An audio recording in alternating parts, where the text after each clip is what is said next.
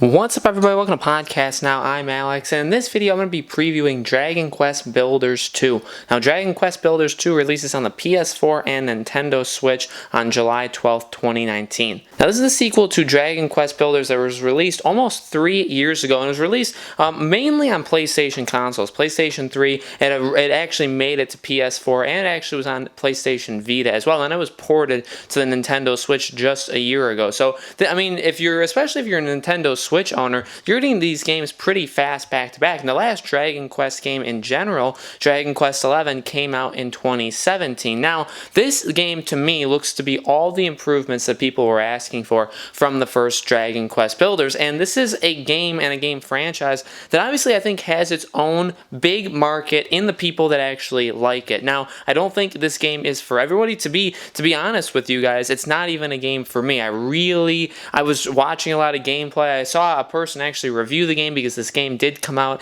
actually in Japan back in December, so a lot of people have already gotten a good chance to play this game. There's actually a couple review sites as well, or websites, that have reviewed the game and given it very, very high scores, given it in the 9s on review scores. So this game, I mean, if you want to just look at it from the Japanese version, this game seems to be a very, very solid game. And the first game came out was very, very different, a game that took the Dragon Quest franchise and just did something different from it. Made it basically kind of like a Minecraft game, kind of just a building game, a game where you get to manage your kind of civilization and build it back up. And you play as a character who has been told that you're not allowed to build, and then you start building, obviously, so you break the rules. But you gain friends. You can do quite a bit of things in the first game, and the first game was received and reviewed very, very well from both fans. And again, I mean, it's a JRPG, but they take it and they make it a building game. And I really love the design of Dragon Quest in general, both just the regular Dragon Quest games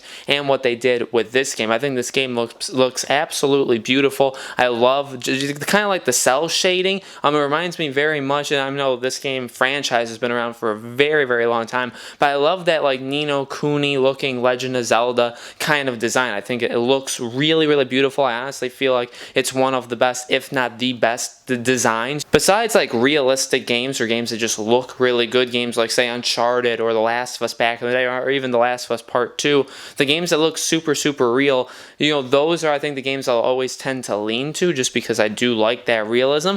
But then those cell shading, the Ni no Kunis, the Dragon Quest, the Legend of Zelda, those games are just so, so beautiful to look at. And I feel like when you see, and there's a new game coming out too that has that kind of Dragon Quest or Legend of Zelda, Ni no Kuni feel.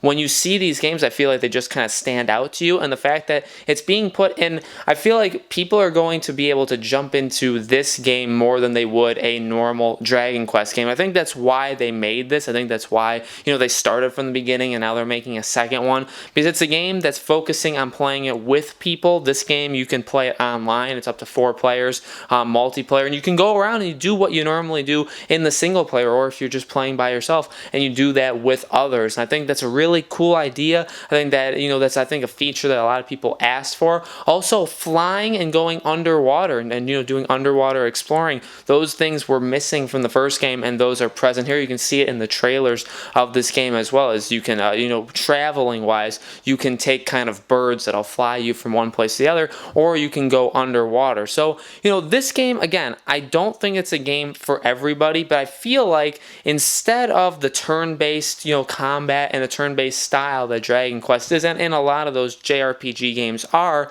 I feel like those games are very, very hard to jump into, very hard to get, accustomed to if you're not one of those fans. And I think that the kind of roadblock to get into those games are very, very difficult, and they're not, it's not a game that's going to be for everybody. A lot of people are just going to skip out on it. But to make it more of, like I said, like a Minecraft-y thing, because it does, feel, obviously you're not playing it in that way. It's a third-person point of view, but yeah, again, the camera's kind of far out, and the camera can rotate around you. So I do like that. I like how the camera is farther out, so you can kind of see a lot of the area that you're exploring.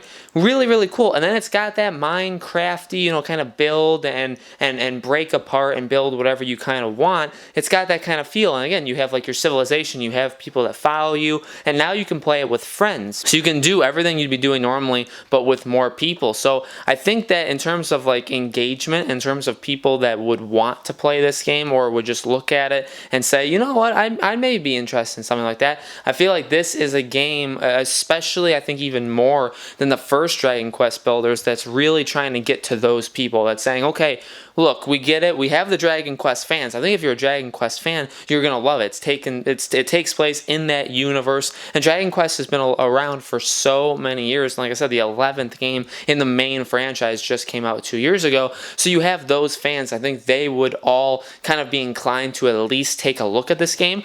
But for anybody else, and you always have to think about trying to get other people into it, you know, it's not Dragon Quest. It's not that turn-based RPG game. It's a building game, and now it's even got more features than the first game has. And now if you're kind of unsure and be like, well, you know, I don't know if I'd play this by myself, it's a hard game to get into, and you have that mentality, well, now you can play it with other people. And this is being the first time that you can do that. I feel like that's a really solid thing that you can market it on. And like I said, this game has already been out. It's been out since December, I think 20th in Japan, and people really, really like it. There's a review online of a YouTuber that reviewed it, and he talks very, very slow, you know, a little hard to listen to in that way. I'm not picking on him because I think he did a good job with the review, but you know, overall impressions is that he really liked it. He really did enjoy it. And like I said, I think Famitsu did a review on it and gave it like a 37 out of 40. So very, very high scores. It's getting received well, and it's coming out in July. Now this summer, it's a different kind of summer because we do actually have some games,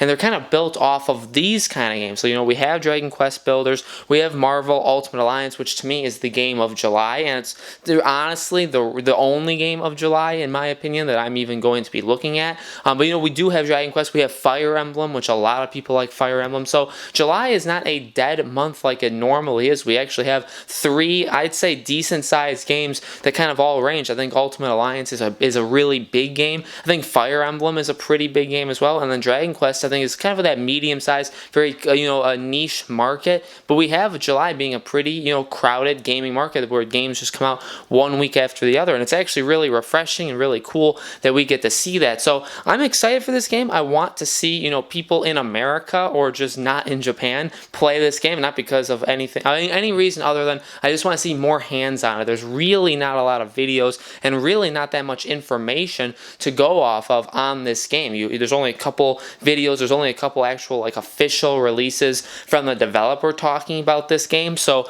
I want to see it in the hands of more people. I want people to try it out and see what they think. So guys, let me know, what do you think about Dragon Quest Builders 2? Would you get it? Does it interest you? Let me know, and make sure you guys subscribe to our YouTube channel, Podcast Now. Hit that bell icon so you guys know when these videos go up, and thank you as always for watching, and I hope to see you on the next one.